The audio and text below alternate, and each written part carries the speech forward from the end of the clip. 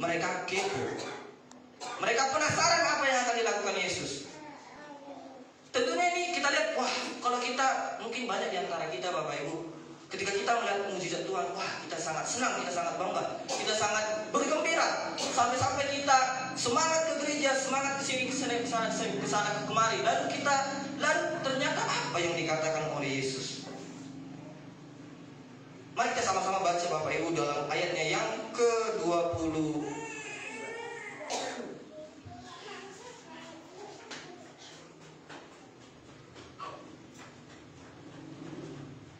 Ayat yang ke-26.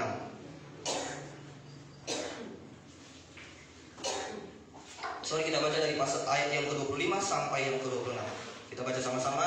1, 2, 3, ya.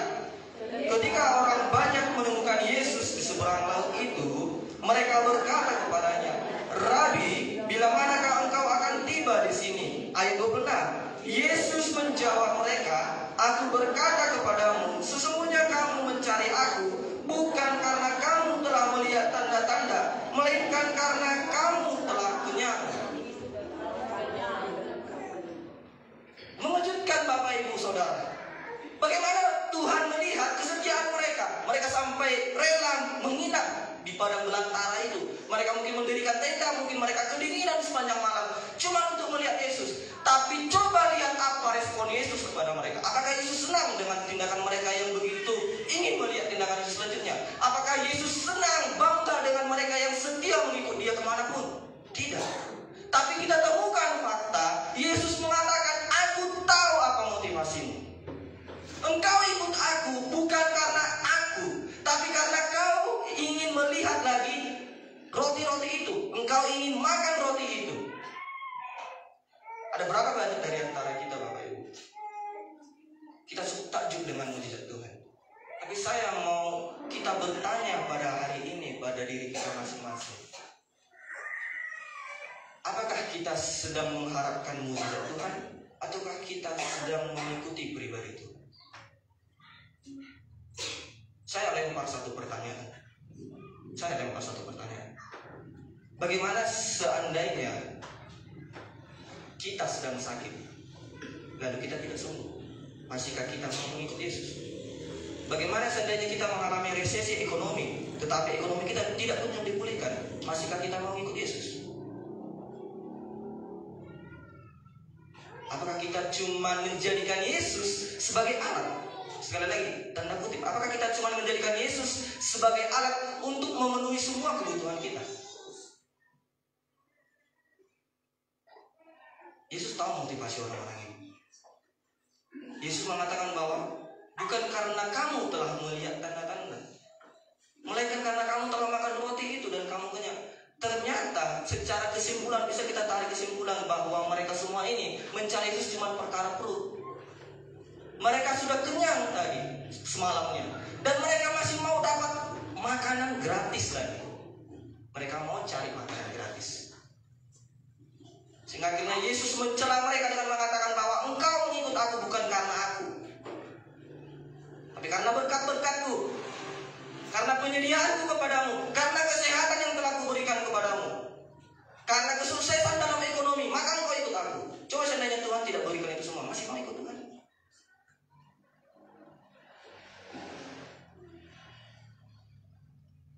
Mereka berasa bahwa Yesus adalah tiket mereka untuk mendapatkan makanan gratis. Sungguh miris. Nanti kalau kita lihat, coba kita masuk ke dalam ayat yang ke-27. Akhirnya sungguh kita mengerti apa yang dikatakan oleh Yesus di ayat yang ke-27. Mari kita baca sama-sama. 1, 2, 3, ya. Bekerjalah bukan untuk makanan yang akan dapat binasa, melainkan untuk makanan yang bertahan sampai kepada hidup yang kekal, yang akan diberikan anak manusia.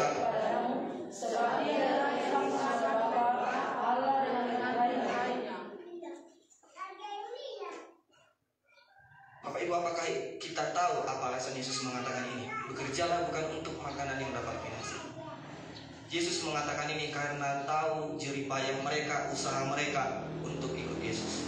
Kalau kita perhatikan di ayat sebelumnya, mereka ini sampai ikut naik perahu untuk kejar Yesus.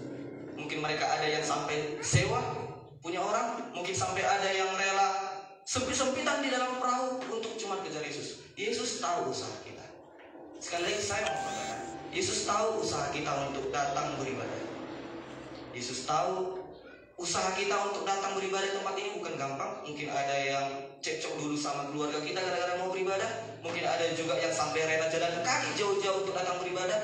Tapi Yesus mencela lagi usaha mereka ini. Engkau bekerja bukan untuk makanan yang dapat bukan untuk makanan yang dapat binasa, melainkan untuk makanan yang dapat bertahan. Kenapa Yesus mengatakan ini? Karena mereka berusaha untuk ikut Yesus, berusaha bayar harga ikut Yesus, tapi dari tujuannya di ayat yang sebelumnya tadi apa? Untuk makanan gratis. Mereka nggak sungguh-sungguh pernah melekat hatinya kepada Yesus. Yang ada di hati mereka bagaimana saya supaya dapat makan gratis. Yang ada di hati mereka bagaimana caranya supaya saya bisa kenyang tanpa saya harus bekerja. Hanya perlu mukjizat yang dilakukan oleh Yesus. Saya tidak butuh pribadi Yesus. Sekarang coba kita tilik hati kita. Dalam hidup kita termasuk saya juga. Coba kita tilik dalam seluruh doa-doa kita. Mari kita hitung-hitung. Mana waktu yang paling kita banyak habiskan untuk minta Tuhan mengabulkan permintaan kita, atau kita untuk menyembah Tuhan?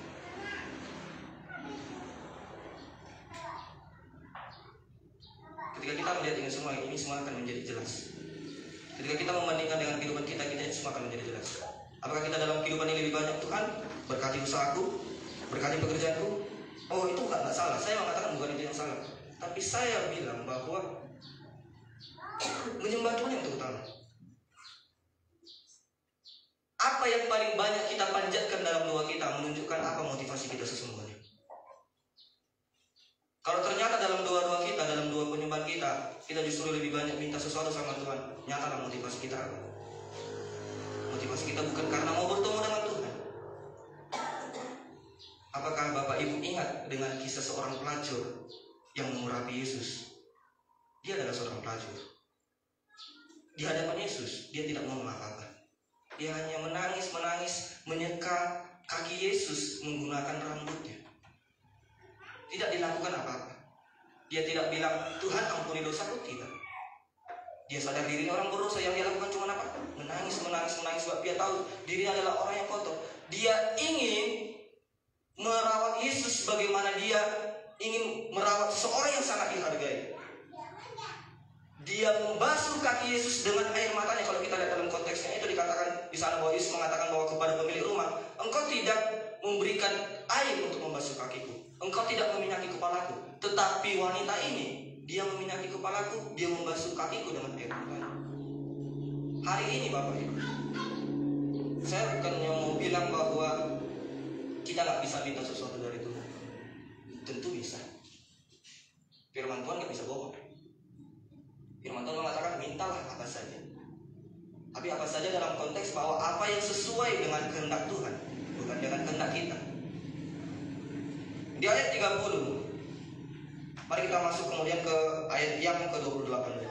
Di ayat yang ke-28 dikatakan Yesus menjawab mereka, aku berkata kepadamu, sesungguhnya kamu mencari aku bukan karena kamu telah melihat tanda-tanda, tetapi kamu telah makan roti itu dan kamu kenyang. Sekarang mari kita masuk ke ayat yang ke-29. Ayat yang ke-28. Ayat yang ke-28 dikatakan di sana, lalu kata mereka kepadanya, apakah yang harus kami perbuat supaya kami mengerjakan pekerjaan yang dikehendaki Allah? Apa alasan daripada perkataan ini? Maka kita kembali sejenak ke ayat yang ke-27. Bekerjalah bukan untuk makanan yang dapat binasa. Lalu akhirnya mereka mengatakan, lalu kalau dengan demikian, kalau kami supaya bekerja untuk makanan yang tidak binasa, apa yang harus kami lakukan? Ya, yang ke-28. Lalu menanyakan, apa yang harus kami lakukan, Yesus? Lalu muncul lagi ayat yang ke-29. Jawab Yesus kepada mereka, inilah pekerjaan yang dikehendaki Allah, yaitu hendaklah kamu percaya kepada Dia yang telah diutus Allah.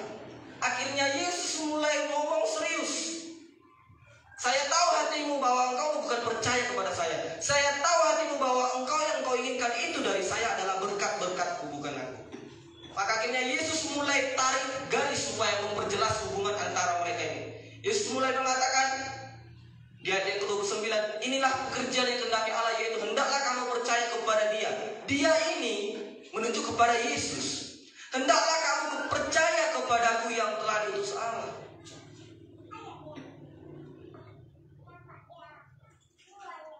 Ketika Yesus ngomong seperti ini, maka kita akan melakukan hal yang sangat lumrah kita lakukan. Apa yang sering kita lakukan? Hal ini juga dilakukan oleh mereka. Kita lihat di ayat yang ke-30.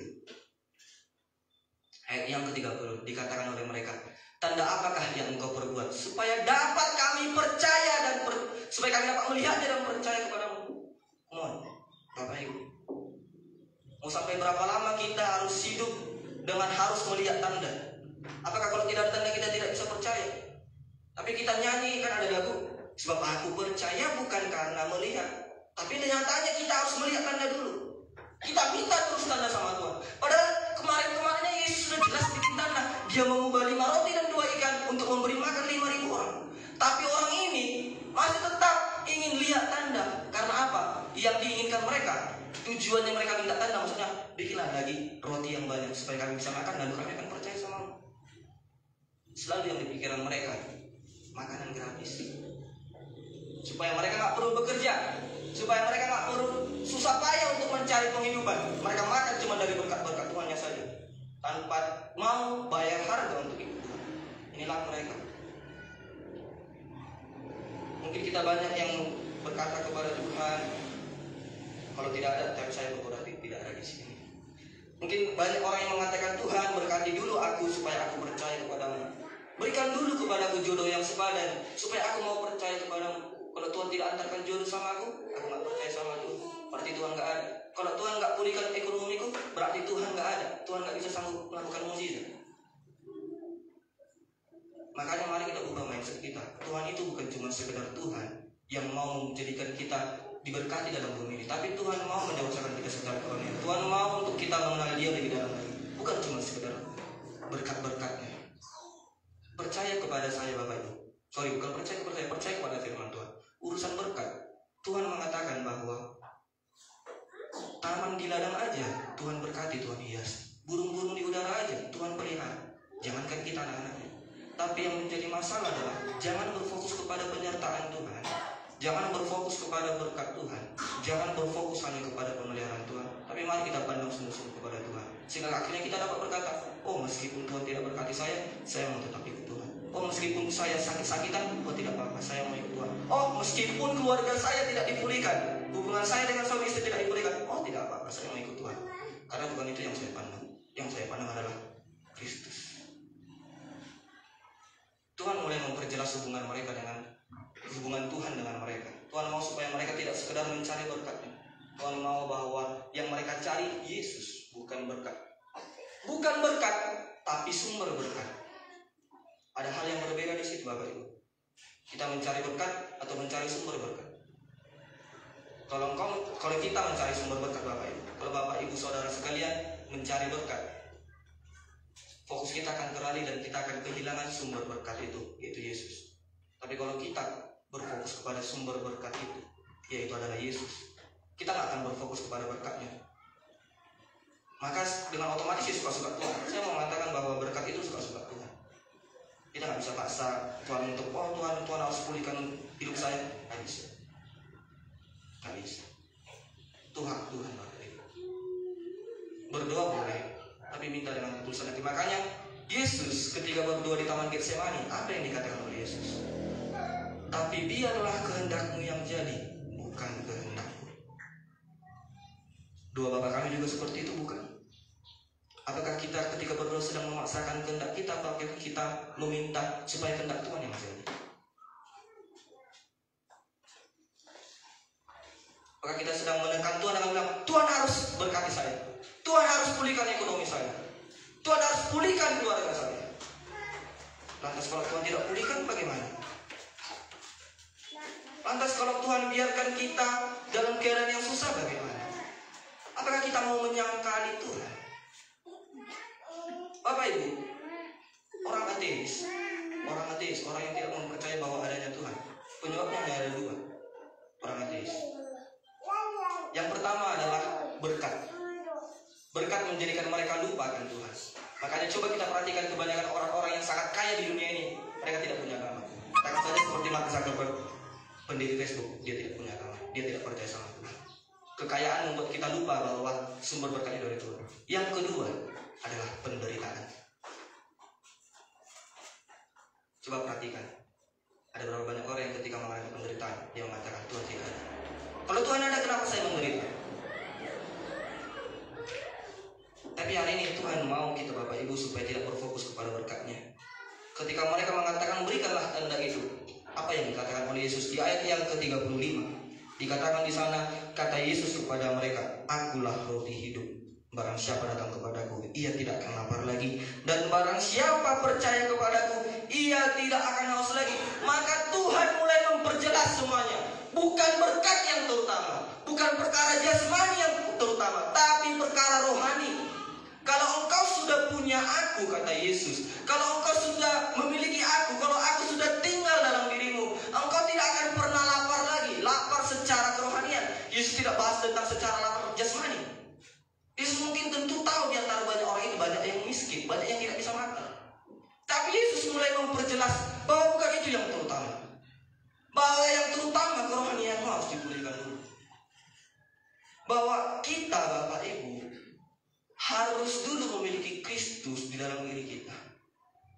Maka ketika Kristus ada dalam diri kita, maka akan dikatakan bahwa akan muncul seperti sungai air yang meluap-luap, yang tidak pernah kering.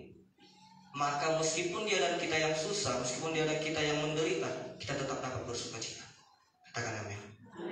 Apakah kita masih sanggup bersuka cita di tengah-tengah situasi yang sangat menyusahkan di hari-hari ini? Tentu kita tahu semuanya di masa-masa COVID ini semuanya sedikit menyusahkan. Yang anak sekolah juga susah, harus bayar, harus beli kuota dan lain sebagainya, harus nge-zoom dan lain sebagainya. Banyak pengeluaran yang harus kita keluarkan. Tentu Tuhan tahu juga itu. Tapi apakah dapat kita di tengah-tengah situasi sulit ini kita masih tetap dapat bersuka cita? Apakah kita masih dapat bersuka cita walaupun mungkin pemasukan kita defisit, berkurang? Apakah kita masih tetap bersuka cita walaupun mungkin engkau nanti anak-anak muda, untuk anak-anak muda mungkin ketika mau masuk mendaftar kuliah tidak masuk dalam kuliah, apakah kita masih tetap mau bersuka cita sama Tuhan? Makanya Tuhan mengatakan akulah roti hidup. Mereka mencari perkara jasmani, tapi Yesus enggak menawarkan perkara jasmani. Yesus menawarkan hal-hal yang sifatnya rohania. Perkataan ini saya akan menyatakan bahwa Yesus merupakan makanan satu-satunya yang ada. Ibaratnya list makanan. Pernah ya kalau kita ke rumah makanan pasti akan ada dikasih menu makanan. Mungkin ada ayam bakar, ada arsik, ada lain sebagainya di situ. Banyak di situ tertulis di menu makanan. Tapi ibaratnya mereka ini sedang mencari menu makanan yang banyak. Mereka mungkin sedang mengharapkan ada roti, mereka mungkin sedang mengharapkan ada ikan untuk diberikan Yesus dengan mukjizatnya. Mungkin mereka mengharapkan, oh mari kita tukar batu ini menjadi daging ayam. Tapi Yesus mulai memperjelas bahwa cuma Yesus yang ada satu-satunya dalam menu itu. Tidak ada yang lain. Tidak ada tentang kesehatan, tidak ada tentang berkat-berkat, tidak ada tentang bagaimana dia memulihkan ekonomi kita. Yesus cuma menawarkan, saya, akulah roti hidup itu. Sekarang apa yang kita cari? Roti hidup atau Yesus, atau roti jasmania yang dapat mengenyangkan perut kita, atau dalam istilahnya berkat-berkat? Mana yang kita cari? Mendengar hal ini banyak orang yang menjadi kecewa Bapak Ibu. Ketika mereka mendengar ini mereka menjadi sangat kecewa. Sehingga akhirnya kalau kita temukan dalam ayat yang ke-66 dikatakan di sana mereka mulai meninggalkan Yesus.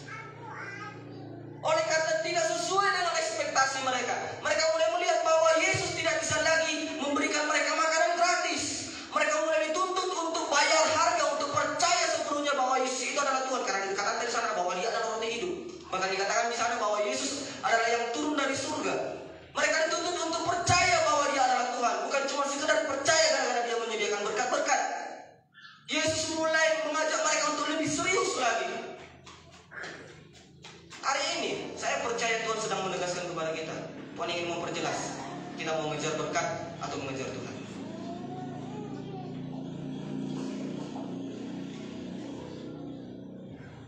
Sekarang Bapak Ibu, Yesus tidak berusaha. Kalau kita lihat ya, ayat yang ke-66, Mulai dari waktu itu banyak murid-muridnya mengundurkan diri. Ini sudah sampai level murid-murid ya, bukan cuma sekedar pengikut. Ada 12 murid inti Yesus. Bahkan juga ada ratusan murid Yesus yang ada di luar inti ini. Ada ratusan banyaknya. Tadi dikatakan ada orang pengikut yang mengikut mereka. Mungkin ada orang-orang asing lah, orang-orang yang tidak menjadi pengikut, bukan menjadi murid Yesus, bukan tergolong murid Yesus. Tapi sampai di level murid Yesus pun meninggalkan Yesus oleh karena perkataan itu.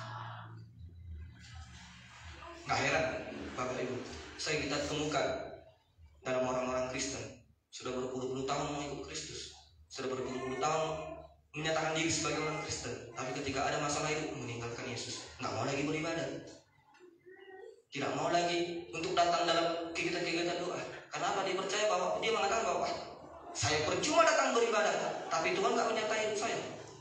Ada berapa banyak dari antara kita yang kemudian akhirnya kecewa. Saya mau tugaskan, kenapa kita kecewa? Kenapa Bapak Ibu Saudara kecewa sama Tuhan?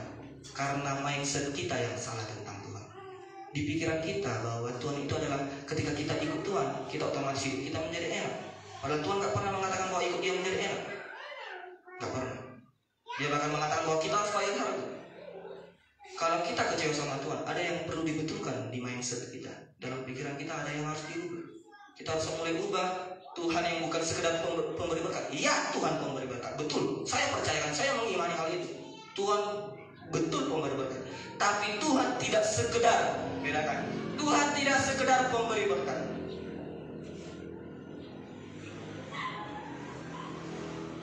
Jadi hari ini Bapak Ibu, Tuhan mengajak kita untuk tidak berfokus kepada hal-hal berkat-berkat saja.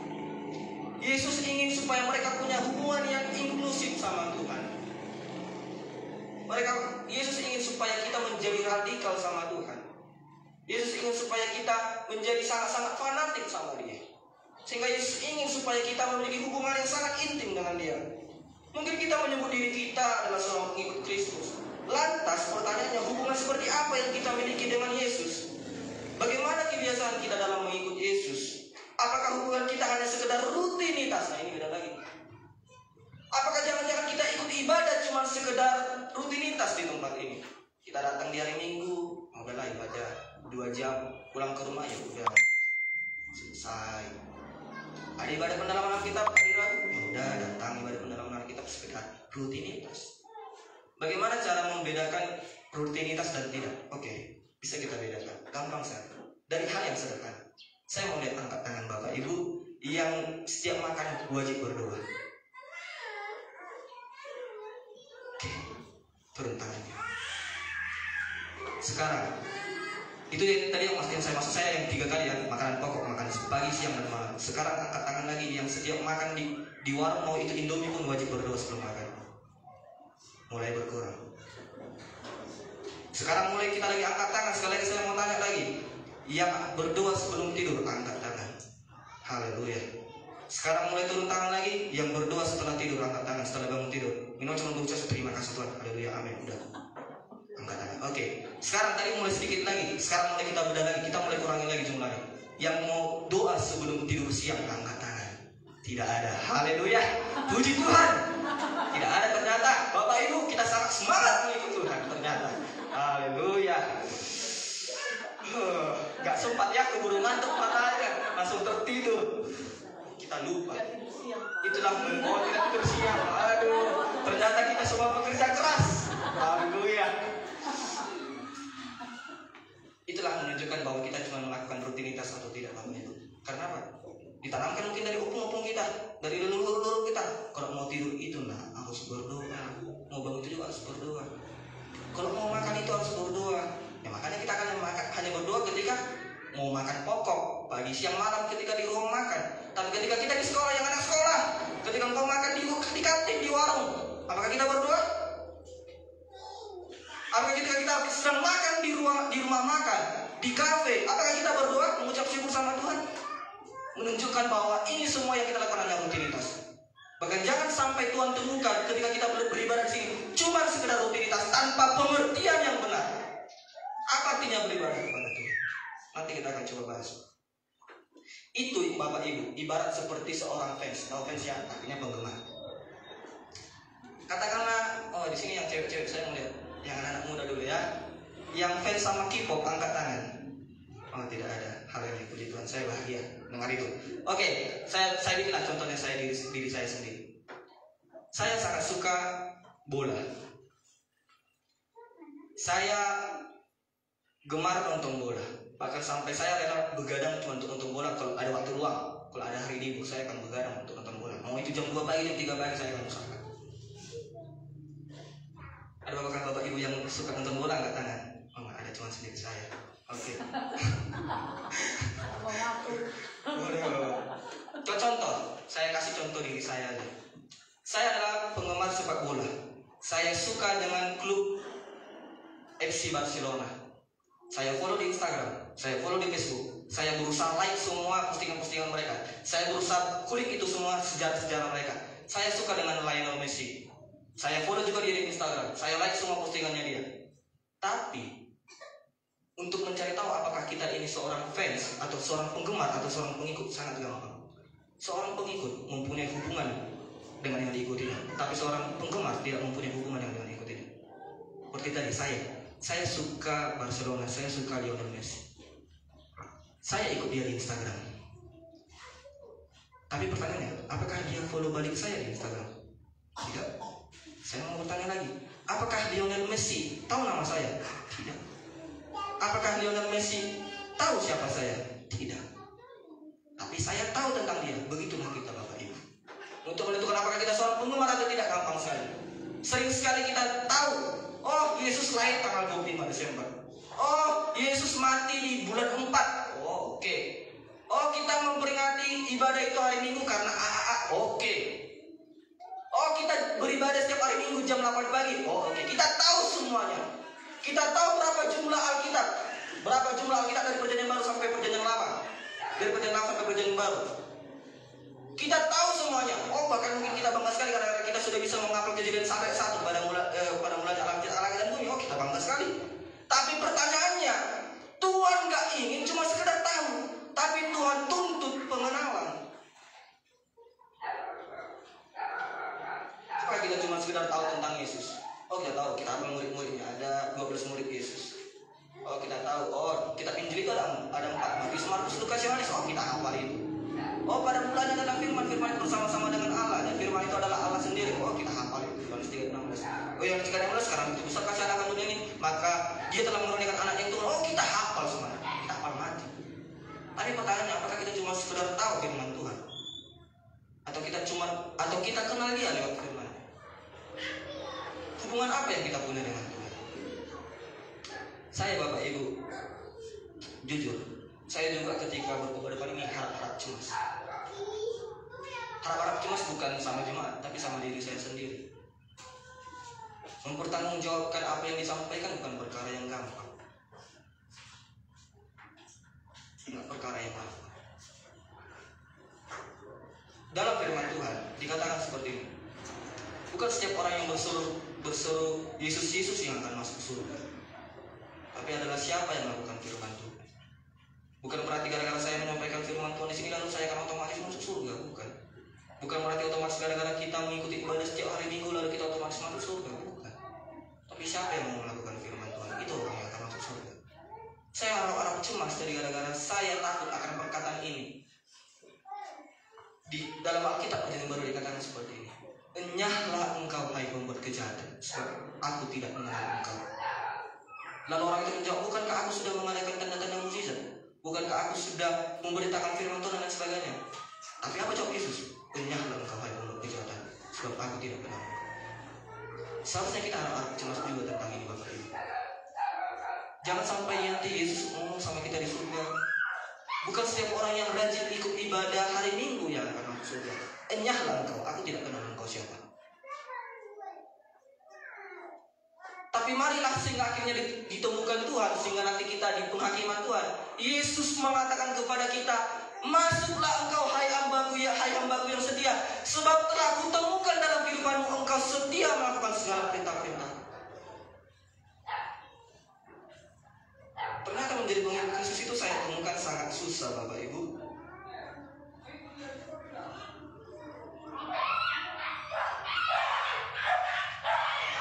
Untuk melihat, saya Untuk menilai apakah kita seorang penggemar atau bukan, kita bisa melihat dengan beberapa alat pengukur.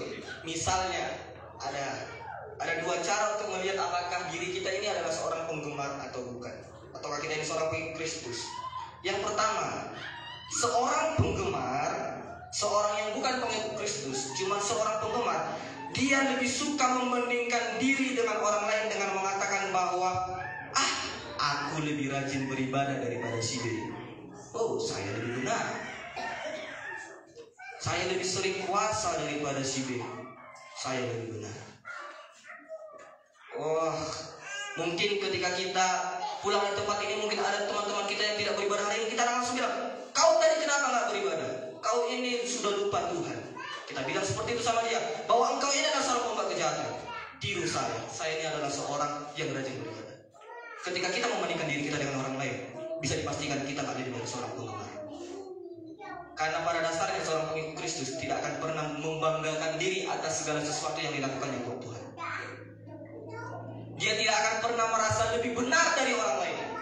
Pada dasarnya seorang pengikut Kristus akan merasa bahwa dirinya ini adalah seorang pendosa yang diampuni oleh Tuhan. Bahkan dia merasa bahwa saya tidak akan pernah lebih baik dari si A. Saya tidak pernah merasa lebih baik dari si B. Saya justru lebih buruk dari mereka semua. Itu adalah seorang pengikut Kristus.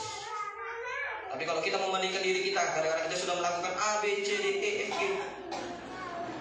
kita merasa bangga gara-gara kita sudah bayar persembahan, sudah bayar per bulan.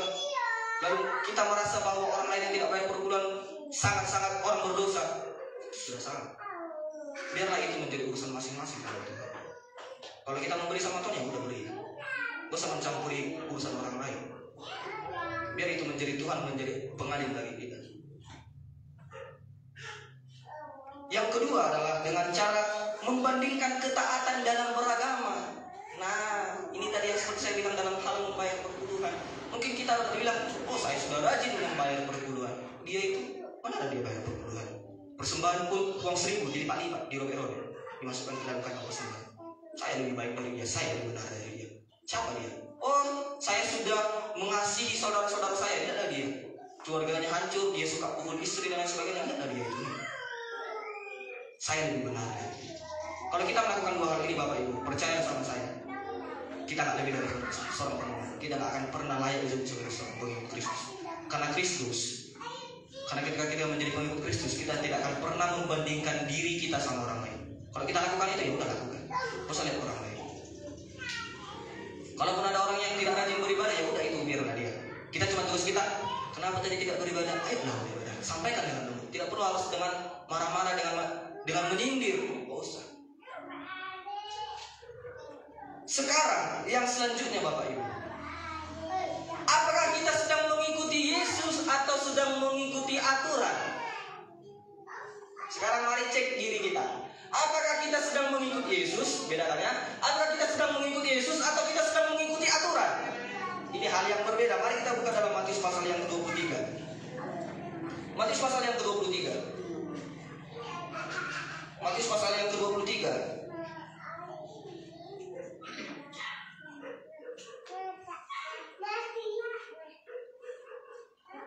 Matius pasal yang ke-23 ayatnya yang kedua sampai yang ketiga dulu. Dikatakan Yesus di sana, ahli-ahli Taurat dan orang-orang Farisi telah menduduki kursi Musa. Ayat 3 kita baca sama-sama. 1, 2, 3, ya. Sebab itu turutilah dan lakukanlah segala sesuatu yang mereka. Sampai situ dulu. Wah, kalau kita perhatikan dalam khotbah Yesus, saudara, kita akan sering temukan bahwa Yesus sering mencela orang-orang Farisi dan orang-orang Yahudi dengan mengatakan, wah, engkau ini adalah keturunan ular beludak.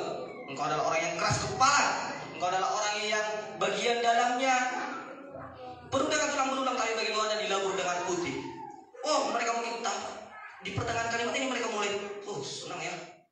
Biasa-biasanya saya ini dicaci maki sama Yesus. Tapi sekarang Yesus mulai menyanjung saya. Tapi tidak sampai di situ. Mari kita lanjutkan. Dari tetapi. 1, 2, 3 ayat. Tetapi janganlah kamu turuti perbuatan-perbuatan mereka. Karena mereka mengajarkannya, tetapi tidak melakukannya. Makanya Bapak Ibu, saya tadi juga bilang, karena saya harap cemas. Saya takutnya saya juga berkhotbah pada ini, tapi saya tidak bisa melakukannya. Seperti itu juga kita. Jangan sampai kita sering rajin baca Alkitab. Dalam sehari kita bisa baca sampai 50 pasal, tapi kita tidak lakukan satu. Jangan sampai Tuhan temukan kita, oh kita sering nonton khotbah, tapi kita nggak melakukan apapun yang dikhotbahkan itu. Kita rajin ikuti ibadah pendalaman Alkitab di sini setiap hari Rabu malam, tapi kita nggak pernah lakukan apa yang telah disampaikan oleh Bapak Gembala. Kita rajin di sini ikut ibadah hari Minggu, tapi kita nggak pernah lakukan. Kita apa? Kita cuma ikuti sekedar aturan ditetapkan dari gereja harus beribadah hari Minggu, datang beribadah hari Minggu. Apakah kita sedang mengikuti aturan atau tidak? Nah, bagaimana cara membedakannya? Saya akan bikin 3 hal untuk bisa membedakan kita. Apakah kita ini sedang mengikuti aturan atau mengikuti Yesus? Yang pertama, kalau Bapak Ibu ingin mencatat silakan. Ini penting juga. Bagaimana cara kita membedakan apakah kita sedang mengikuti aturan atau sedang mengikuti Kristus? Yang pertama, para penggemar biasanya lebih mementingkan tampilan luar. Sekali lagi, para penggemar biasanya lebih mementingkan penampilan luar. Mari kita buka dalam Matius pasal 23 ayat yang kelima. Di ayat yang kelima. Mari kita baca 1, 2, 3, ya. Semua pekerjaan yang mereka lakukan adalah supaya dilihat orang. Mereka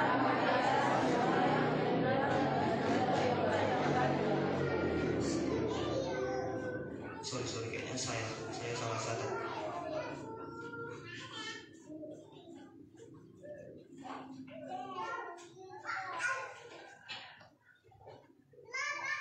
Oke.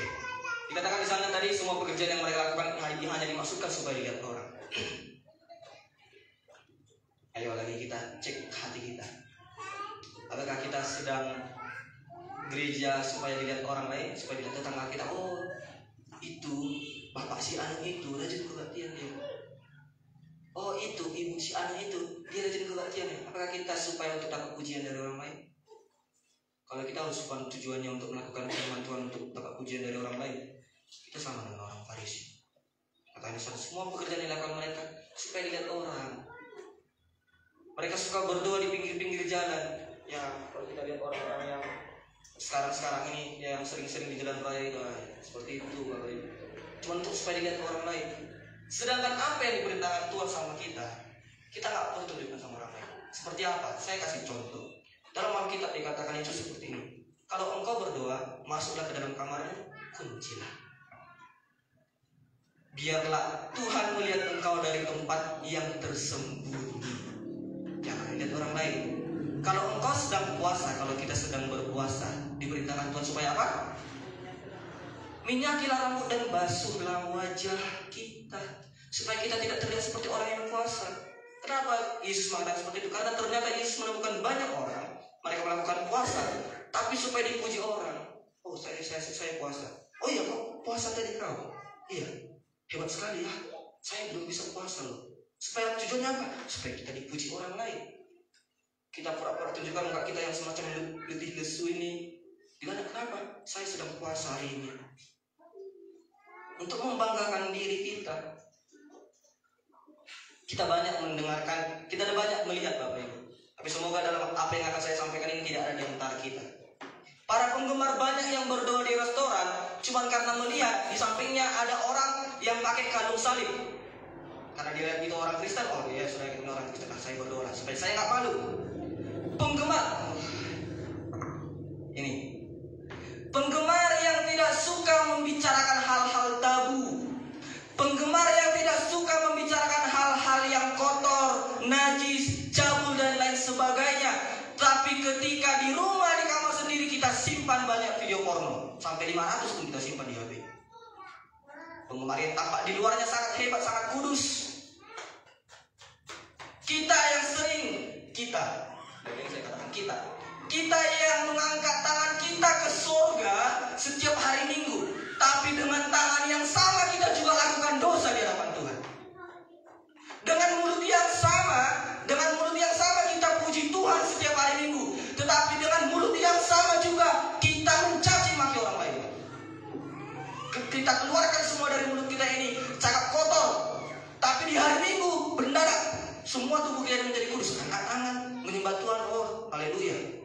Tapi ketika di hari Senin, Selasa, Rabu, Kamis, Jumat, Sabtu, Mana kekudusan kita? Tuhan lihat kita cuma tampil dari luar. Dengan tangan yang sama kita memuji Tuhan. Dengan tangan yang sama tangan kita terangkat kepada Tuhan di hari Minggu. Tapi dengan tangan yang sama juga kita berbuat dosa di luar sana. Dengan hati yang sama kita mau menyembah Tuhan di hari Minggu. Tapi dengan hati yang sama juga di hari biasa kita merancangkan perkara-perkara jahat untuk orang lain. Tuhan nggak suka ini, Bapak Ibu. Ada begitu banyak orang Kristen yang hidup dalam kepura-puraan. Kita bungkus semua hal di luar ini dengan tampilan rohani. Tapi coba mari kita cek diri kita, apakah di dalam kita juga rohani. Bapak Ibu, saya mau kasih tahu. Bukan berarti gara-gara kita sudah pelayan di depan ini, lalu kita merasa bahwa kita ini sudah tampil rohani. Semuanya diuji dalam kehidupan sehari-hari kita. Wah, bukan gara-gara kita sudah bisa berbahasa roh sampai 10 jam lalu kita merasa bahwa kita sudah sangat rohani. Saya mau katakan, percumalah kita bisa berbahasa roh, tapi dengan mulut yang sama engkau berbahasa roh, tapi dengan mulut yang sama juga kita memaki orang lain. Nggak ada bedanya.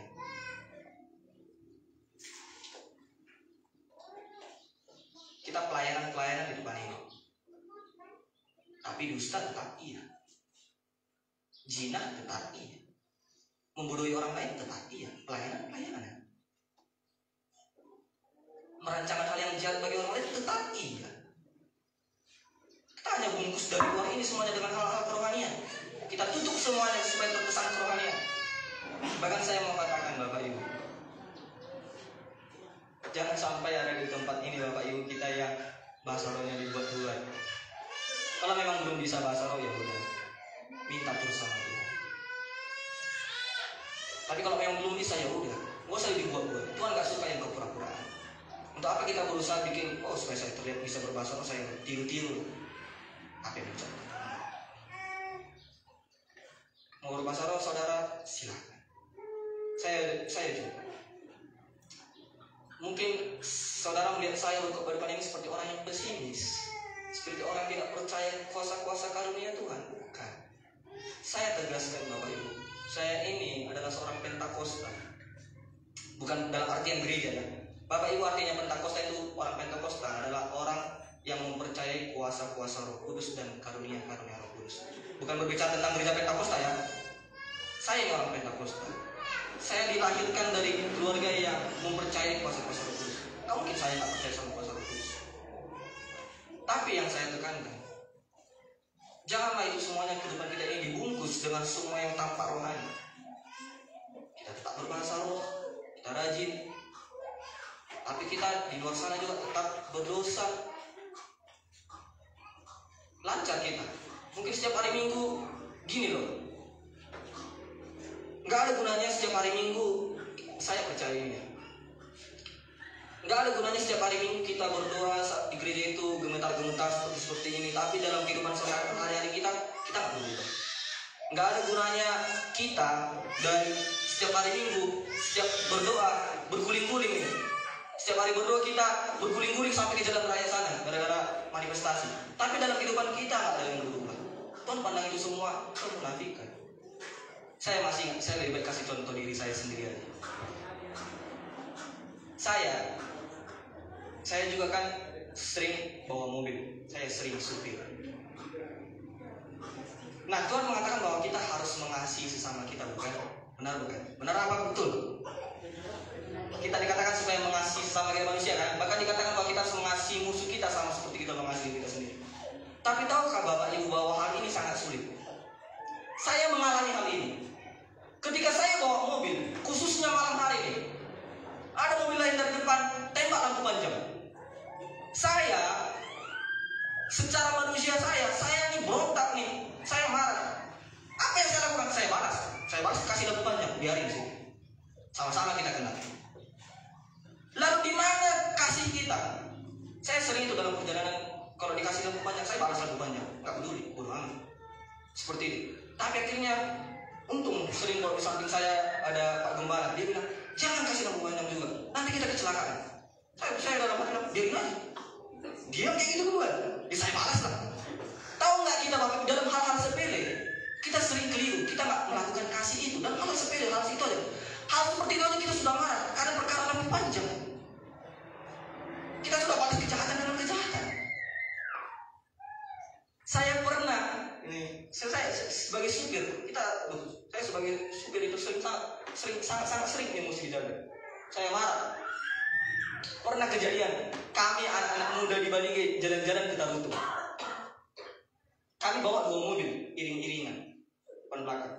Kebetulan di mobil depan saya ini yang bawa namanya si Jojo. Dia bawa mobil sangat kencang. Ya udah teman saya ikuti kencang juga dari belakang. Karena sudah buru waktu. Sudah pulang jam 12 malam. Saya buru waktu. Semua saya lihat di belakang-belakang ini sudah ada yang telepon orang tuanya. Buru waktu. Membalap. Di tampahan itu ada di situ longsor sedikit. Ada longsor di sebelah kiri itu. Bahkan sudah dibikin garisnya. Apa namanya? Garisnya sudah dibikin untuk memperingatkan ada longsor. Dalam situasi seperti itu, bayangin Bapak Ibu ya, sudah sedikit kencang, nggak kencang amat, tapi sudah sedikit kencang. Tiba-tiba dari belakang mobil saya sudah perhatikan dari kaca spion ada mobil yang ngikutin nih. Tiba-tiba nggak tahu ini mobil supirnya ngantuk atau enggak. Dia tiba-tiba lewat saya, dia salib, tapi tiba-tiba dia pepet ke sebelah kiri. Bayangin dalam situasi kencang, saya bingung mau ngapain nih. Akhirnya saya banting, kalau saya banting setir ke kiri, jurang. Sudah ada longsor, saya masuk ke dalam langsung. Saya bingung mau ngapain. Akhirnya ya udah terpaksa saya sedikit banting ke kiri, lalu saya bawa lagi ke kanan. Dia ketika itu saya lihat bahwa supirnya ini sepertinya ngantuk. Dia seperti ini. Kalau lurus kan seperti ini, tapi dia seperti ini jalannya. Dia mau ambil. Sekiranya saya tidak rem mendadak itu dan saya tidak banting setir ke kiri, kena. Padahal mobil yang saya bawa bukan mobil kita, mobil jemaat yang saya bawa. Tahukah Bapak Ibu apa yang saya lakukan? Dengan emosi saya meluap-luap, saya klakson terus itu. Saya nggak berhentikan klaksonnya, saya klakson terus dan saya berhentikan mobil saya dengan harapan bahwa dia berhenti. Dengan harapan dia saya berhenti kalau supaya kita ngomong dulu. Saya marah-marahin kalau seperti itu dalam hati saya. Tapi tahukah Bapak Ibu? Akhirnya saya tersadar. Tiba-tiba si Jojo ini telepon saya. Ternyata dia lihat dari belakang.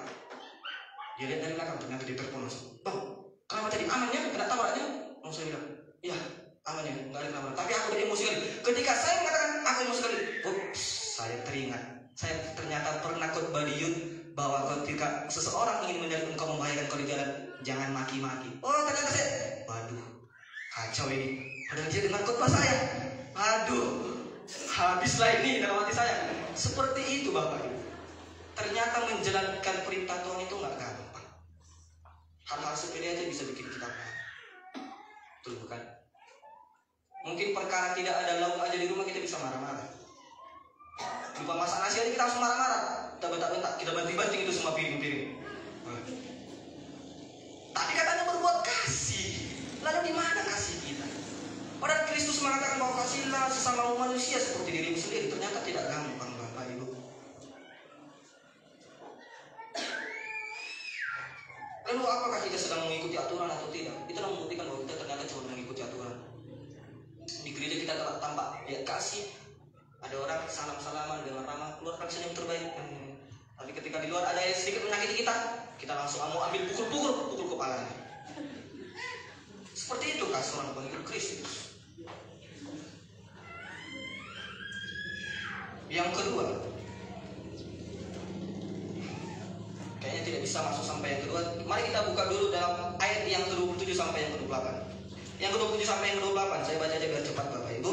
Dikatakan di sana bahwa celakalah kamu hai ahli Taurat dan orang-orang Farisi, hai kamu orang-orang munafik, sebab sama seperti kuburan yang dilabur putih, yang sebelah luarnya memang bersih tampaknya, tetapi yang sebelah dalamnya penuh tulang belulang dan berbagai jenis kotoran. Demikian jugalah kamu di sebelah luar. Kamu tampaknya benar di mata orang. Kita tampaknya benar di mata orang, tetapi di sebelah dalam kita penuh dengan kemunafikan dan kedurjanaan. Di luar kita tampak baik-baik di depan orang, tapi di belakang kita diam-diam ngomongin orang itu, jelekin orang itu, jatuhin orang itu. Mungkin ketika kita dengar di sini pendeta berkhotbah dalam hati, wah Senyum-senyum lihat Pak Pendeta kok Pak Gembala kok jawab. Aneh Pak. Tapi pas pulang ke subuh tepat ditai. So dia dosa. Apakah kita cuma tampak luarnya yang bagus, tapi tampak dalamnya penuh dengan tulang belulang?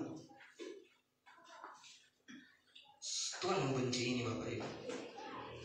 Dalam Matius pasal 23 ayat 14 dikatakan seperti ini. Coba, mari kita baca sama-sama Matius pasal 23 ayat 14. Matius pasal 23 ayat yang ke-14. Matius pasal 23 ayat 14. Matius pasal 23 ayat yang ke-14. Kita baca sama-sama. 1 2 3 ya.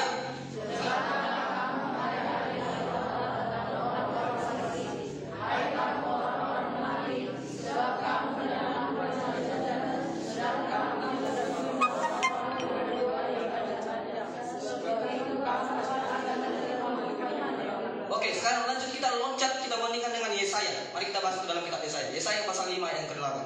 Yesaya pasal yang ke-5 ayat yang ke-8. Yesaya 5 ayat yang ke-8. Kita baca sama-sama 1 2 3 ya. Celakalah mereka yang menyerobot rumah demi rumah dan mencekau ladang demi ladang, sehingga tidak ada lagi tempat bagi orang lain dan hanya kamu sendiri yang tinggal di dalam negeri.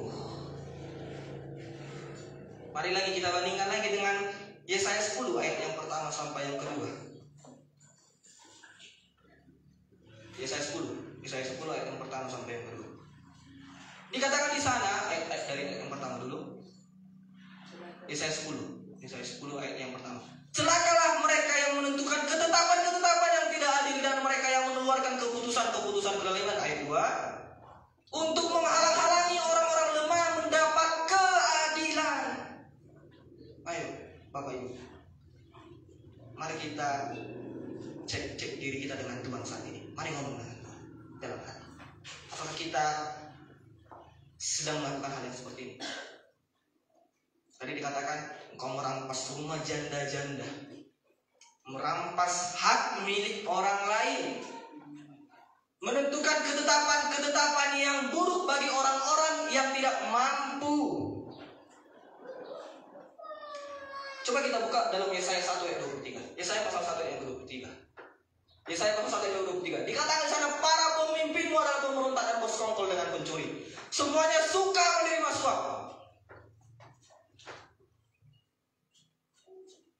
Apakah kita suka beribadah kepada Tuhan tapi kita tidak memperdulikan keadilan sosial? Banyak ya kita temukan yang sekarang ya. Di peradilan orang-orang yang punya banyak uang akan otomatis kena disogok hakimnya.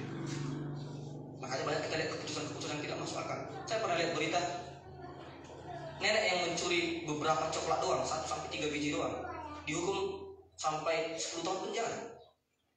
Tapi yang korupsi dihukum hanya 5 tahun penjara. Tak masuk akal. Apakah kita mempedulikan keadilan sosial kita? Bagi kita, para pengusaha, apakah kita memperhatikan kesejahteraan para pekerja kita? Apakah kita memperlakukan mereka secara tidak layak? Tuhan juga pantau itu sampai ke situ. Apakah kita memperlakukan orang-orang di rumah kita secara tidak layak? Maka Tuhan akan menentang kita dengan mengatakan bahwa kita ini tidak mempedulikan keadilan sosial. Tapi meskipun seperti itu, kita sudah berbuat tidak adil sama orang lain. Kita merampas hak milik orang lain. Banyak yang seperti para pemilik tanah yang besar, banyak yang memaksa orang lain untuk menjual tanahnya dengan mengirim para preman-preman. Ya, mungkin kita tahu seseorang. Ada yang dalam hati kita mungkin tahu siapa itu. Pemilik banyak tanah tapi dengan cara mengirim preman-preman untuk memaksa menjual tanahnya. Kita rampas milik orang lain dengan secara paksa. Tapi meskipun sudah seperti itu, kita melakukan banyak dosa dan kesalahan, melakukan pelanggaran, melakukan kejijikan di hadapan Tuhan. Apa yang kita lakukan? Mari kita baca dalam Yesaya 11 ayat yang pertama sampai yang kelima. Yesaya pasal yang ke-11 ayat yang pertama sampai yang kelima. Suatu tunas akan keluar dari tunggur Isai, dan taruh yang akan tumbuh dari pangkalnya akan berbuah. Salah. Sorry, saya salah. Yesaya pasal 1, ternyata. Yesaya pasal 1 ayat yang kelima. Sorry Bapak Ibu. Yesaya pasal yang pertama ayat yang kelima. Mari kita baca sama-sama. Yesaya pasal 1 ayat yang ke ayat yang pertama sampai yang kelima. Sorry. Itu salah catatan saya ini ya. Sorry, Yesaya 1 terbalik ternyata. Yesaya 1 ayat 11 sampai yang ke-15. Kita baca serentak. Yesaya pasal 1 ayat 11 sampai ke-15. 1, 2, 3 ya. Untuk apa itu korbanmu yang banyak-banyak, firman Tuhan? Aku sudah jemu akan korban-korban berupa domba jantan dan akan lemak dari anak lembu gemukan, darah lembu jantan dan domba-domba dan kambing jantan tidak kusukai 12. Apabila kamu datang untuk menghadap di hadiratku, siapakah yang menuntut itu daripadamu, bahwa kamu menginjak-injak pelataran bait suci? 13. Jangan lagi membawa persembahanmu yang tidak sungguh, sebab baunya adalah kejijikan bagiku. Kalau kamu menyambut bulan baru dan sabat, atau mengadakan pertemuan-pertemuan, aku tidak tahan melihatnya, karena perayaanmu itu penuh kejahatan. 14.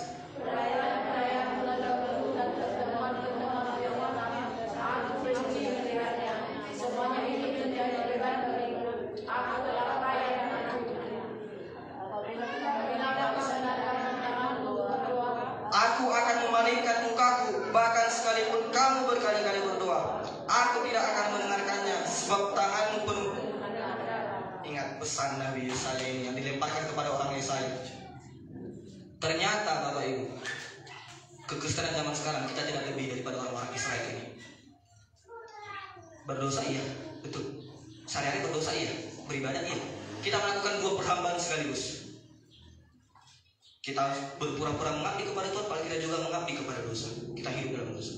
Sehingga akhirnya Tuhan mengatakan apa? Itu semua korban-korban kejijikan bagiku. Tuhan gak peduli Bapak Ibu. Ini saya mau peringatkan. Kalau mau ditafsirkan seperti ini, kalau mau kita coba kita bandingkan dengan kehidupan yang sekarang. Yesus sedang mengatakan, Nabi Yesaya sedang mengatakan seperti ini melalui Tuhan sedang mengatakan ini melalui perantaraan Nabi Yesaya. Dia kata seperti ini, sia-sialah engkau rajin bayar persembahan setiap hari Minggu. Engkau mungkin naruh banyak-banyak, sampai berjuta-juta kita masukin dalam kantong semua. Tapi itu semua hasilnya dari hal-hal yang tidak benar. Tuhan gak suka itu Bapak Ibu. Tuhan benci hal itu. Percuma kita rajin bayar perpuluhan, tetapi kita hidup dalam dosa. Bukan persembahannya yang diminta Tuhan. Saya mau mengatakan bahwa bayar persepuluhan itu tentu ya, itu perintah Tuhan. Tapi tahukah kita apa mana persepuluhan itu? Apakah kita memberi cuma sekedar memberi? Ataukah kita tetap memberi? Bayar persepuluhan iya, bayar persembahan iya, mengikuti ibadah iya, menaikkan korban pujian iya kepada Tuhan setiap hari Minggu. Tapi di mata Tuhan semua korban itu kejijikan. Karena apa? Karena kita juga tetap melakukan dosa. Bukan persembahannya yang penting sama Tuhan. Bukan persembahan fisik materinya yang penting sama Tuhan.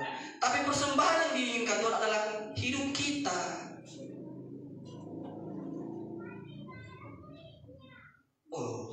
Bayar perpuluhan ya tentu bayar Bapak Ibu. Kasih sama Tuhan. Karena kita menghargai bahwa itu semua dari Tuhan. Tapi jangan cuma sekedar bayar-bayar dan kasih perpuluhan, kasih. Tapi apakah hidup kita berubah? Apakah hidup kita mengalami perjumpaan dengan Tuhan? Karena kalau kita semuanya melakukannya dengan benar, maka kita akan dipandang Tuhan sebagai orang yang memberikan korban yang berbau harum. Ingat peristiwa Kain dan Habel. Apakah Kain tidak mempersembahkan yang terbaik juga dari dia? Dia kasih. Tapi apa? Di hadapan Tuhan, persembahan Kain tidak diterima. Tapi persembahan Habel yang diterima. Karena apa? Sikap hati. Percumalah kita rajin beribadah, rajin ibadah PA, rajin bayar perpuluhan, rajin persembahan, rajin pelayanan, tapi hidup kita melakukan dosa dan kejijikan di hadapan Tuhan. Saya ingat dalam kitab Perjanjian Lama dikatakan seperti ini, sebab Tuhan lebih menyukai ketaatan daripada korban-korban bakaran. Tapi bentuk ketaatan kita kepada Tuhan, karena kita taat kepada Tuhan, maka kita melakukan perintahnya. Maka kita bayar persembahan sama Tuhan dengan benar. Tapi apakah gara-gara kita bayar persembahan menandakan bahwa kita taat sama Tuhan? Belum tentu. Tapi karena kita taat sama Tuhan, maka kita akan melakukan perintahnya. Yang terakhir, saya akan potong aja biar kita cepat. Yang terakhir, kita sering giat untuk melakukan hukum Allah, tapi tanpa pengertian yang benar. Nah, ini yang sering terjadi. Mari kita buka Roma 10 ayat yang kedua. Roma 10 ayat yang kedua. Kita akan tutup sebentar lagi Bapak Ibu. Roma 10 ayat yang kedua. Dikatakan di sana, sebab aku dapat memberi kesaksian tentang mereka, bahwa mereka sungguh-sungguh giat untuk Allah, tapi tanpa pengertian yang benar. Ayo, come on. Kita beribadah setiap hari Minggu. Seperti tadi yang saya katakan di awal. Apakah kita tahu apa makna beribadah? Apakah kita sungguh mengerti apa makna beribadah? Dalam pujian kita, dalam berdoa di hari Minggu, saya mau garis bawahi, apakah kita sedang menyanyi atau menyembah? Itu hal yang berbeda. Apakah kita sedang menyanyi atau menyembah? Kalau kita cuma sekedar menyanyi, ketika kita bernyanyi, aku cinta Tuhan, ada lagu lirik aku cinta Tuhan, tapi dalam praktek kehidupan sehari-hari kita nggak mencintai Tuhan, kita melakukan dosa, kita hanya menyanyi. Tapi penyembahan itu bukan cuma dari pujian yang kita naikkan, tapi dari dalam kehidupan sehari-hari kita. Tuhan lihat kita bahwa kita menyembah Dia dalam sehari-hari kita melakukan kebenaran. Kita menjauhi ketidakadilan sosial. Kita menjauhi dosa, kita tidak tinggal dalam dosa. Nah, dengan demikian, maka kita memiliki pengertian yang benar. Saya coba ya Bapak Ibu menjelaskan apa itu supaya kita mengerti bagaimana cara menyanyi dengan benar, bukan cuma sekedar menyanyi. Coba tadi yang tanpa syarat, kunci apa tadi? Yang terakhir.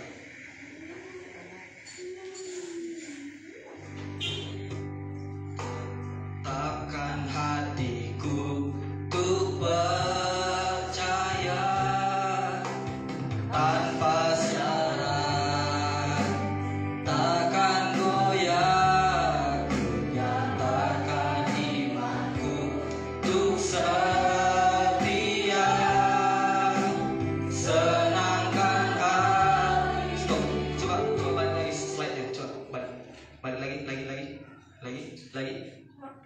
Bukan dari referen. Ya, itu tadi yang tanpa syarat. Coba, apakah kita mengerti apa artinya tetap percaya tanpa syarat? Apa artinya tanpa syarat? Tanpa syarat artinya bahwa saya akan tetap percaya sama Tuhan walaupun Tuhan tidak berkati saya. Saya menyatakan saya tetap percaya. Walaupun suami saya tetap jahat, saya akan tetap percaya sama Tuhan. Itu artinya tanpa syarat. Walaupun mungkin keadaan ekonomi saya nggak kunjung dipulihkan oleh Tuhan, saya akan tetap percaya sama Tuhan. Itu artinya tanpa syarat.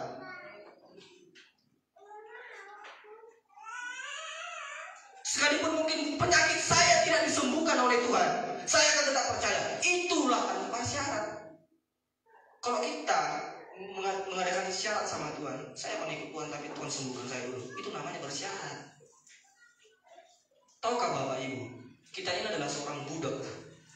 Di terjemahan Alkitab kita diperhalus dengan menggunakan kata hamba. Tapi sebenarnya yang aslinya itu adalah budak. Dalam bahasa Yunani bahasa aslinya doulos. Doulos itu artinya bahwa ada seseorang yang mempunyai hutang yang sangat banyak, yang sangat besar, bahkan tidak bisa dilunasi maupun dengan bekerja seumur hidupnya. Lalu orang yang mengutangi dia ini, yang memberikan pinjaman ini, bermurah hati. Dia membebaskan dia dari hutangnya itu, melepaskan dia karena kemurahan hatinya. Lalu orang ini gara-gara sudah diampuni dari dosa-dosanya, dibayarkan dosa-dosanya, lalu dia berketetapan hati dengan secara tulus mengikatkan diri kepada orang itu dan menjadikan dia sebagai tuannya. Nah, itulah kita sama dengan Kristus. Hutang kita ini sudah sangat banyak Bapak Ibu. Hutang dikatakan bahwa upah dosa adalah maut. Maut menandakan bahwa nyawa kita taruhannya. Kita yang seharusnya mati menanggung dosa kita, tapi Kristus yang mati di atas kayu salib. Maka karena kita sudah tahu fakta itu, maka kita mengabdikan diri sepenuhnya kepada Tuhan, dan kita mengatakan bahwa saya ini adalah abdi Tuhan. Hamba Tuhan itu bukan cuma pendeta Bapak Ibu. Kita semua yang adalah pengikut Kristus ini disebut sebagai hamba Tuhan. Kita adalah hamba Tuhan, kita budak Tuhan yang mengabdi dengan cinta. Seorang budak, dalam ketetapan seorang budak itu gak punya hak atas dirinya sendiri. Yang mempunyai hak atas dirinya sendiri adalah tuannya. Hak satu-satunya seorang budak adalah melakukan keinginan tuannya. Kita adalah budaknya Tuhan. satu-satunya hak kita adalah untuk mengikut Tuhan. Kita melepaskan hak kita. Hak untuk melakukan dosa kita lepaskan. Hak untuk berbuat sesuka-sukanya kita lepaskan. Kenapa? Karena kita mau mengabdi kepada Tuhan. Tuhan mengatakan bahwa seseorang tidak bisa mengabdi kepada dua Tuhan, Mammon dan kepada Tuhan. Tidak bisa. Kalau kita jujur, kita beribadah dengan pengertian yang benar, hidup kita pasti sudah lebih enak ya. Kalau kita mengerti, ini maknanya dalam sekali Bapak Ibu. Sampai-sampai saya aja terkadang tidak berani menyanyikan ini. Tetapkan hatiku untuk percaya tanpa syarat. Jujur ya, ini kata-kata ini sangat berat loh. Tapi kalau kita cuma sekedar menyanyi, tidak ada maknanya. Saya kadang ya dalam setiap beberapa ujian, kadang saya itu tidak sampai hati untuk menyanyikannya. Misalnya, kalau kita mengatakan ada lagu Aku Mencintai Tuhan. Aku mencintai Tuhan. Ada lirik lagu seperti itu. Tahukah Bapak Ibu apa artinya mencintai Tuhan? Mencintai Tuhan artinya mencintai apa yang Tuhan cintai dan membenci apa yang Tuhan benci. Itu artinya mencintai Tuhan. Tapi apakah kita punya pengertian yang benar atau itu? Dikatakan oleh Paulus, mereka sungguh giat beribadah kepada Allah, tapi tanpa pengertian yang benar. Saya Bapak jujur ya Bapak Ibu, bukan merasa gara-gara saya sangat hebat, bukan. Tapi jujur, ketika ada lagu pujian, ketika saya contohnya ada lagu pujian, saya tidak semua karena saya sanggup hati untuk menyanyikannya. Saya takutnya Tuhan pandang saya munafik. Tuhan kita katakan dalam pujian kita, oh, kutetapkan hatiku tanpa syarat, kita angkat tangan kita. Tapi ketika pulang kita minta sesuatu sama Tuhan. Kalau Tuhan tidak kabulkan permintaanku, begini. Kita ancam malah Tuhan. Apa ini namanya? Dengan pengertian yang benar. Tadi kita sudah tahu bahwa kita ini adalah budak Tuhan yang mengabdi dengan cinta tanpa ada embel apapun di belakang. Lalu sering kita mengatakan, oh, saya tidak bisa hidup tanpa Tuhan, betul?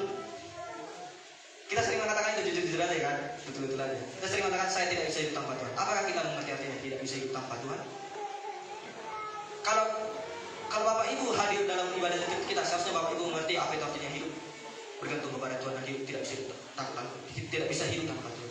Karena Bapak Gembala kemarin sudah menyampaikan bahwa kita ini ciptaan dan tanah liat. Kita bisa hidup karena apa? Nafasnya Tuhan. Maka kita butuh Tuhan. Kita itu tahu Bapak Ibu apa artinya takut akan Tuhan? Takut akan Tuhan bukan gara-gara kita takut dihukum, lalu kita berbuat kebaikan, lalu kita mengatakan saya takut akan Tuhan. Gara-gara saya takut sama Tuhan, daripada saya dihukum maka saya lakukan. Takut akan Tuhan ada dua level. Yang pertama takut gara-gara menghormati, itu artinya tadi seperti takut, oh supaya daripada saya kena hukum maka saya takut sama Tuhan. Takut gara-gara kena hukum. Dan level takut yang kedua, ini level tertinggi. Level takut akan Tuhan itu adalah artinya bergantung kepada Tuhan. Karena kita sadar kita adalah manusia yang rentan, manusia yang fana, hidupnya sementara, dan Tuhan adalah kekal. Kita membutuhkan yang kekekalan itu, kita bergantung pada Dia. Tapi apa yang kita lakukan? Sudah dikatakan oleh Paulus, mereka beribadah tanpa pengertian yang benar. Tapi apa dikatakan dalam ayat yang ketiga?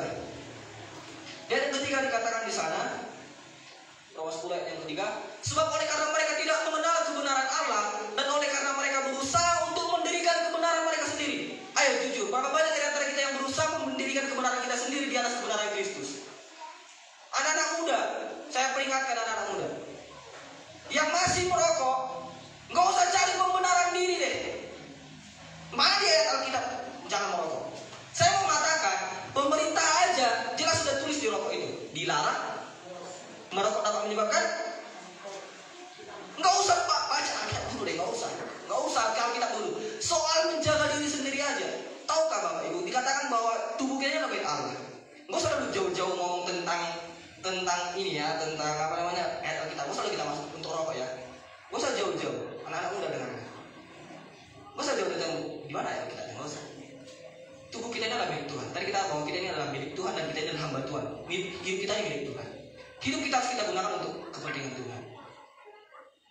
Saya mau tanya, apakah rokok memuliakan Tuhan? Tentu tidak. Mau bagaimanapun dipikir-pikir itu tidak akan bisa memuliakan Tuhan. Karena apa? Uang habis. Engkau bisa bahkan membuat orang lain justru jatuh dalam rokok. Bisa. Tidak bisa memuliakan Tuhan. Jangan lalu perkara rokok ya Bapak Ibu ya. Gak usah perkara rokok. Jauh-jauh lalu perkara rokok. Soal diri sendiri aja. Jangan lagi dikatakan rokok dosa. Hal-hal kita mulai hal yang sedangkan. Tahukah Bapak Ibu? Kenapa dikatakan rokok dosa? Karena katanya dapat membuat tubuh kita ini menjadi rusak bait Allah. Gak usah lu jauh-jauh ke rokok ya. Kita mulai dari hal yang paling kecil aja. Kalau kita aja sering, saya juga jadi malu mengatakan ini. Kalau saya pelakunya juga. Kalau kita sering makan Indomie, tahukah saudara bahwa itu merusak tubuh kita? Tapi kalau kita tetap melakukannya, sadar bahwa kita sedang berdosa di hadapan Tuhan. Karena tubuh kita bukan untuk kita. Kalau saya juga pelakunya gimana? Saya sering makan Indomie soalnya, enak soalnya. Kalau kita itu aja, jangan dulu kerokok ya, jangan kerokok. Kita nggak bisa jaga diri kita. Kita sudah tahu asam urat tinggi, makan lagi daging-dagingan, makan lagi semacamnya. Itu kita sudah berdosa di hadapan Tuhan. Yang lain lagi kita mengatakan, oh cerai. Tuhan mengatakan bahwa kalau zina boleh cerai. Di mana Tuhan mengatakan bahwa cerai tidak bisa? Dalam perjanjian baru dikatakan oleh Tuhan, dikatakan oleh Yesus, Musa memberikan surat cerai oleh karena engkau memaksanya. Bukan gara-gara Tuhan menyetujuinya, tapi oleh karena engkau memaksa Musa. Maka akhirnya surat cerai diberikan. Jangan coba dirikan kebenaran kita di atas kebenaran Kristus. Kita katanya rajin beribadah, tapi kita dirikan kebenaran kita di atas kebenaran Kristus. Hari ini, come on, ada sungguh-sungguh Tuhan. Anak-anak muda, saya konsen dengan anak muda karena saya juga pelayanan di sana anak muda, jadi saya cukup waspada sama anak muda ini, cukup rentan. Anak-anak muda, kalau engkau pacaranlah yang sehat. Engkau sebagai laki-laki, saya peringatkan, laki-laki yang masih muda, punyalah tanggung jawab. Itu anak orang loh, bukan anakmu. Anak orang, jangan kau rusak. Bagi perempuan itu punya harga diri. Jangan coba-coba kirim foto-foto bugilmu sama cowok. Jangan anggap ini tabu. Saya serius.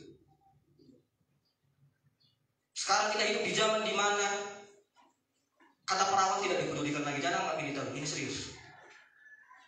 Saya melihat fakta ketika saya ke Jakarta bahwa orang tidak peduli lagi mau dia perawan atau tidak peduli lagi. Bahkan kalau kita lihat survei, orang-orang di Indonesia umur 18 tahun sudah banyak yang tidak perawan lagi. Itu menurut survei. Kalau Tuhan tetapkan seks itu kudus dalam pernikahan, bukan dilakukan di luar pernikahan. Yang pacaran, hati-hati. Engkau sebagai perempuan, engkau punya harga diri. Jangan engkau bikin harga dirimu murah. Tuhan sudah menebus engkau dengan harga yang sangat mahal dengan darahnya. Masa engkau jual dirimu dengan sangat murah? Jangan coba-coba cium-cium apa? Tampar aja. Saya serius. Saya dibandingin saya katakan seperti itu biar anak muda. Kalau ada yang berusaha coba minta cium-cium, lempar aja sepatumu sama mukanya itu. Saya serius. Saya nggak akan bohong. Karena kita ini biasa ada hal yang makanya dalam berpacaran jaga kekudusan. Ketahui nggak kalau engkau merusak anak orang lain? Di hadapan Tuhan engkau sungguh berdosa. Itu perempuan bukan cuma anak orang tuanya, tapi dia adalah seorang putri raja. Raja itu adalah Yesus. Kita berhadapan langsung dengan Yesus. Sebagai anak muda, perhatikanlah langkahnya. Jangan berbuat sesuka-sukanya. Jangan mengatakan, oh saya merokok lah. Nggak lagi narkoba. Kalau kita mengatakan bahwa rokok tidak ada di dalam kita, narkoba juga nggak ada dalam Alkitab. Apakah kita harus beli narkoba, beli ganja? Enggak kan? Ya memang pada masa itu belum ada rokok. Bagaimana cara menentukannya? Pada zaman Yesus belum ada rokok. Maka jangan kita sampai kita giat beribadah tapi tanpa pengertian yang benar. Milikilah pengertian yang benar. Sekarang dengan jujur. Tadi kalau di awal saya tanyakan dengan mengangkat tangan. Sekarang dengan jujur katakanlah dalam hatimu, apakah engkau sebagai pengikut Kristus? Setelah kita belajar hal ini, jujur dalam hati. Jawab sama Tuhan. Saya nggak akan minta lagi angkat tangan. Tadi saya lihat ketika saya tanya semua mengaku pengikut Kristus. Sekarang setelah kita belajar, apakah engkau menemukan dirimu sebagai seorang pengikut Kristus atau tidak? Tapi saya tahu bahwa kita bukan orang yang sempurna. Kita adalah orang yang rentan jatuh dalam dosa.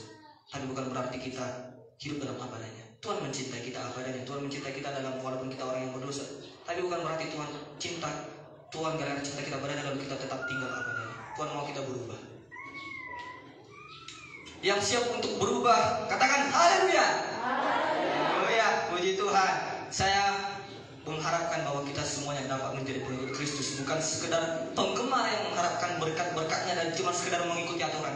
Tapi mari kita sungguh-sungguh mengikut Kristus karena pribadinya, bukan karena berkatnya. Cintailah sumber berkat itu, bukan berkatnya. Sehingga nanti ketika kita di pengadilan Tuhan, Yesus dapat mengatakan kepada kita, Masuklah engkau, hai hamba yang setia, sebab telah kutemukan engkau dalam sepanjang kehidupanmu berlaku setia kepadaku. Amin. Untuk kebenaran firman Tuhan, mari kita bangkit berdiri.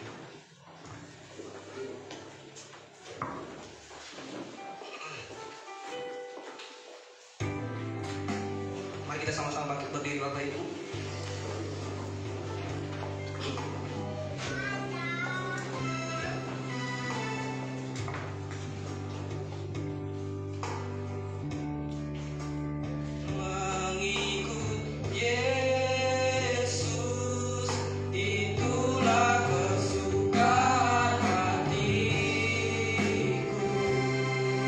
Ku lepas semua aku untuk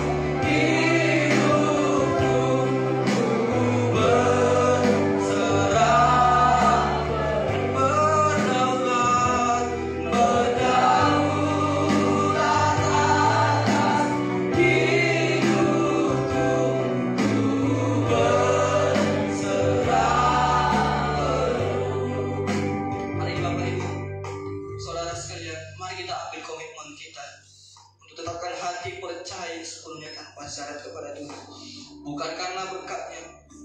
Berkat itu adalah hal yang mudah bagi Tuhan. Tapi kita diajak Tuhan bukan untuk berfokus kepada berkatnya. Sebab Tuhan mengatakan bahwa carilah dahulu kerajaan dan kebenarannya. Semuanya itu akan ditambahkan. Tidak perlu khawatir tentang apa yang akan kita jalani dalam hidup ini. Yang penting selama Tuhan ada di pihak kita, kita tidak perlu takut dan gentar. Hari ini mari kita buat komitmen yang baru pada Tuhan, bahwa kita akan menjadi pengikut Tuhan yang setia. Kita tidak sekedar menggemari berkat-berkatnya, tapi kita mencintai Tuhan dengan hati kita, dengan hidup kita. Kita tidak lagi mendirikan kebenaran di atas kebenaran Kristus. Mari sama-sama kita berdoa, ucaplah komitmen yang baru kepada Kristus. Tuhan, saat ini Tuhan kami datang di hadapan Tuhan. Kami mau mengikat komitmen kami yang baru di hadapan Tuhan. Kami mau menjadi pengikut Kristus yang setia, Tuhan. Kami tidak mau menjadi hamba-Mu yang jahat, yang cuma sekedar menginginkan berkat dari Tuhan. Ajar kami, Tuhan, untuk menjadi pengikut Tuhan yang mau bisa percaya, Tuhan. Kami berjanji di hadapan Tuhan pada hari ini, bahwa kami akan sungguh-sungguh melepaskan hak kami untuk melakukan kehendak Tuhan. Sebab kami tahu bahwa kami ini adalah budak di hadapan Tuhan, yang ada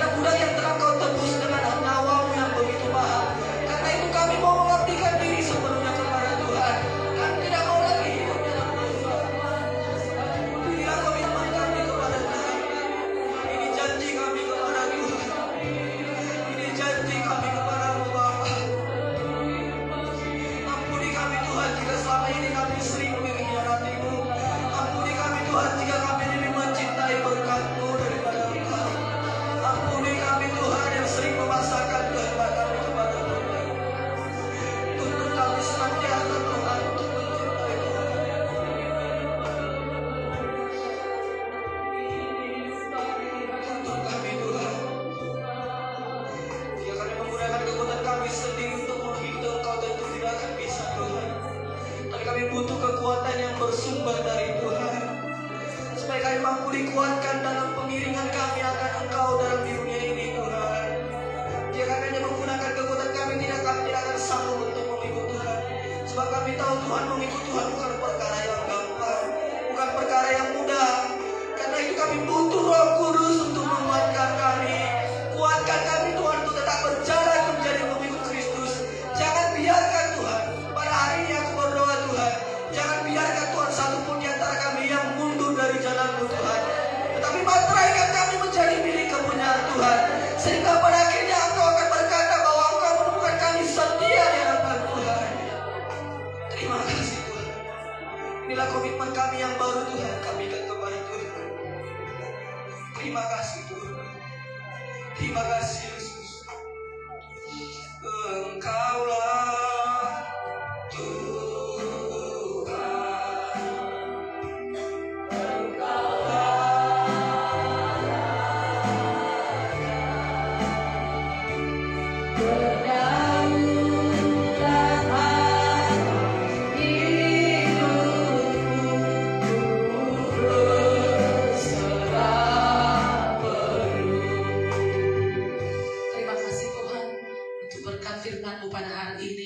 Yang sungguh menguatkan kami Tuhan, mau mengingatkan kami untuk kami mengasihi Tuhan lebih lagi dan lebih sungguh-sungguh lagi. Terima kasih Tuhan, dalam nama Yesus kami berdoa, amin. Silakan duduk Bapak Ibu dikasihi Tuhan. Kita semua diberkati oleh firman Tuhan, amin. Yang diberkati berikan tepuk tangan yang meriah bagi Tuhan Yesus. Haleluya. Kita akan beri persembahan kepada Tuhan. Sebelumnya kita berdoa. Ibu doa semua berdoa untuk persembahan kita.